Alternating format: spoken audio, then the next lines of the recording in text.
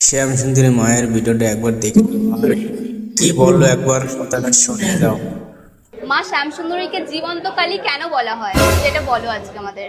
জীবন্তকালী বলার সবচেয়ে বড় কারণ, যেখানে যে বসে এই ভিডিওটা দেখছেন সেখান থেকেই মাকে ডাকুন, মা আপনার কাছে যাবে।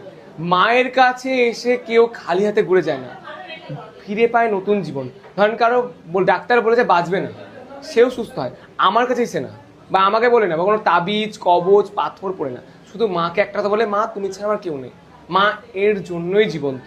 এখানে ধরেন কারো চাকরি নেই, সে এখানেও চাকরিও ফিরে পায়। এখানে আমাদের মন্দিরে 99%, 100 জনের মধ্যে 99% মানুষ অল্প বয়স্ক আসে।